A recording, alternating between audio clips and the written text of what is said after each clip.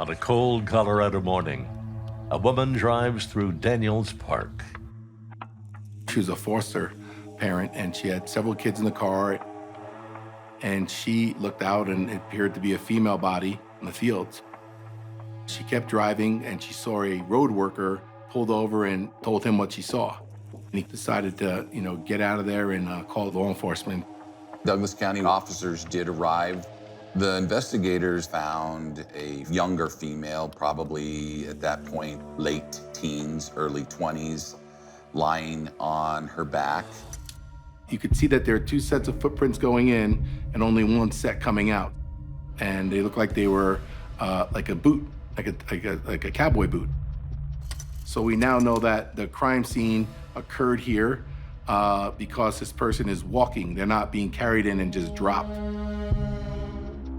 Police in nearby Englewood say a 21-year-old woman was reported missing the night before. The Englewood Police Department had taken a missing persons report on January 16th. The person that they took a report on was Helen Przinski. Helen went to high school in Hamilton, Massachusetts, a small town north of Boston. She very much wanted to be part of the school and part of different organizations, very much into drama, very much into the school spirit. She was into poetry, she was into singing, she had a beautiful voice. She was the youngest of 3 children, and her mom and dad, especially her dad, always called her baby. As a college senior in 1979, she picked up and moved again, this time to Colorado, where she interned at a radio station. It was a cold day, and it looked like it was going to snow. Helen came in the news booth and said, "It's starting to snow outside, and I'm a little concerned about my bus ride home." And she said, "Could I leave a little bit early if I need to?" I said, "If you'll wait 15 minutes, I'll give you a ride home." I said, "I'd feel a lot better if you let me take you home." And she thought about it for a minute, and she said, "No, I think I'll just ride the bus." So she left. I left the station that night to go home, which was about 6:15. The phone rang about 8:30 or 9 o'clock, and it was Helen's aunt. And she said, "Helen has not come home yet. Do you know if she went someplace that I'm not aware of?" And I said, "No, she left the station right around 6 o'clock. Said she was going to catch the bus and go straight home." My best friend was a captain, and he said, "We just had a call from Douglas County that they found a body of a young female, and they want you to go out and see if you can identify it." I just knew this had to be her. This was the only reported missing young female. I just sick in my stomach. I didn't want to go to the scene and identify the body, but didn't have any choice. We drove down to the location. I had to get out and walk out into the snowy field. But as soon as I got to the body, I knew it was her. I instantly knew it was her. It was the worst thing I ever had to do, and it's never left my mind. The coroner identified that she had been stabbed 9 times in the back. Cause of death was from loss of blood, and both of her lungs had collapsed. The pathologist was able to confirm that she was sexually assaulted. They were able to find some fluid, some dry fluid, could possibly be saliva or could be semen. So they took samples of it and they preserved it. The way that she was murdered does give an indication that this is a crime of passion. And so that sometimes leads to an individual who might know her. We were told that the brutality of the murder, it was with such rage that there was an opportunity for it to be someone that she knew. It seemed personal. But she's brand new to town. She didn't have friends outside of the radio station. I was contacted by several investigators after the day that Helen was found, and they wanted all the information I could give them about people that worked for me, people in the radio station, anybody she had come in contact with, or if there was anybody I thought that might want to harm her. Her aunt and uncle They were the only people that she had. She had no one else in her sphere of interest other than what she had developed for a very short period of time of 2 weeks at her internship. Unfortunately, nobody panned out. We put out a $10,000 reward for any information. We ran stories on the air asking people to come forward. A lady contacted law enforcement. She had saw a vehicle parked on the side of the road in the location that Helene's body was found. She saw a male suspect that appeared to be kneeling down by the rear of the vehicle and looked toward her, and the hazards were on. Investigators used hypnosis and a crime scene sketch artist to develop a composite of a suspect that she thought she had seen.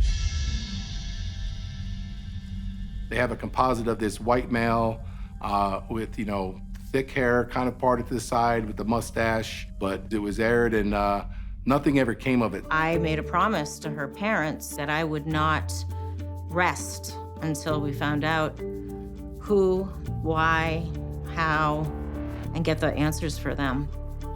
Anything new that happened in forensic science, anything new that happened in investigations, she was on top of it. She was searching it. She was trying to find an answer to whoever killed her friend Helen. In 1980, that DNA wasn't useful. But decades later, investigators have new tools that might help identify Helene's killer. We gave them DNA of our suspect to create from that genetic data a family tree. Detectives build the branches of that tree using commercial genealogy sites like Ancestry.com or 23andMe. They simply run DNA from the crime scene through those sites, looking for anyone with even partial DNA matches based on centimorgans. Centimorgans is a unit for measuring DNA. You and I may not be related at all, so there'd be no centimorgans. If you and I were siblings, it would be a very high number. Investigators work on the DNA sample and the genealogy sites for weeks, and they finally get a promising lead. We found who we thought was the mother of the person that did this horrible act in Douglas County.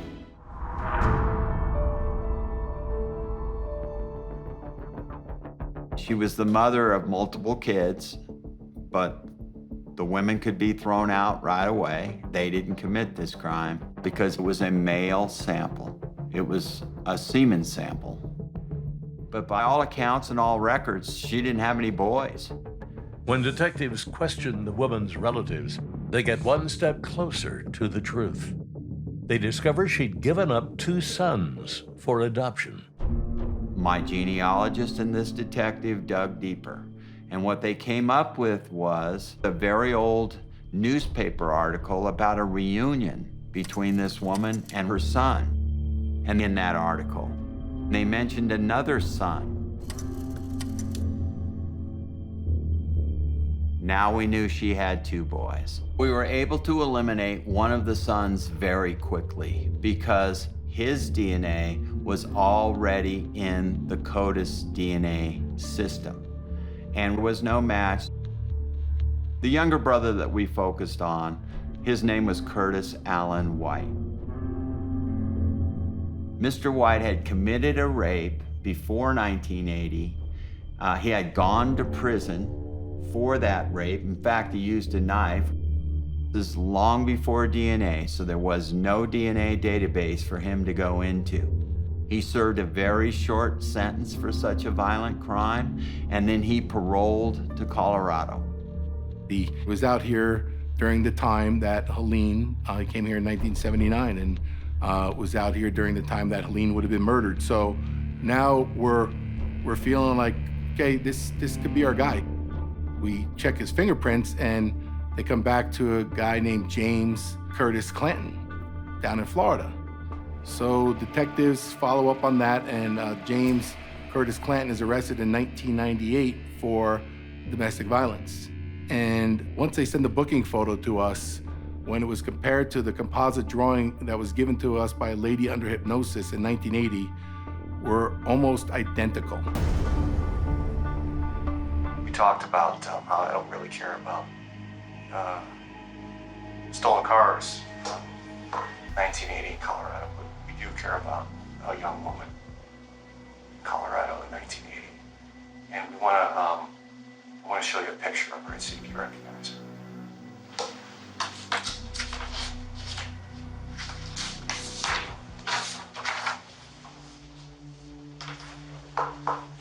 Gotcha. I think I want to turn now. You see him look at it, and his demeanor changed. Investigators are now certain they are face to face with Helene's killer. We actually do have a warrant for your arrest for first-degree murder and kidnapping. For what? First-degree murder and kidnapping. You got the wrong guy. We actually have your DNA in her and on her. When the sergeant said your semen was found on her and in her, he kind of paused and just said, "Oh." I think that was a very pivotal moment in Mr. Clanton's heart. And so at this point, you are under arrest. We're going to be turning you over to the custody of the Union County Sheriff's Office at this point, where you'll be held without bond pending extradition. Police arrest James Clanton on the spot. Police bring Clanton to Colorado to face murder charges. During the flight, he opens up about that night in 1980. Do you remember what you were wearing? No. Would you have been wearing cowboy boots, shoes? I'm sure I was wearing cowboy boots. What made Helene the right target? Fate. He said he saw Helene stand up to get off the bus. He made a U-turn, and as she's crossing the street, he shows her the knife. She says, "I see it." He walks over, puts his arm around her and says, "Come with me," and ties her hands behind her back with the strap from her purse. She didn't tell me about herself. She asked me what I was doing, and I told her that I was kidnapping her for money, and she said, "Well, my parents don't have any money," and stuff like that. I didn't tell her what I was really doing until we got in that, which We just talked about in 6 hours on a plane, I mean, anything and everything, and there was nothing that was off limits. And, one thing that we asked several times was, did you commit any other crimes? And did you commit any other sex assaults or rapes or murders or anything? And he was adamant that he didn't. He had his mind that he was going to grab a girl and he was going to kidnap her and rape her. That was his plan. It was a relief, but there's never closure on something that's so heinous like this. James Clanton pleads guilty in a Colorado courtroom. 63-year-old Clanton is sentenced to life in prison. He will be eligible for parole after 20 years.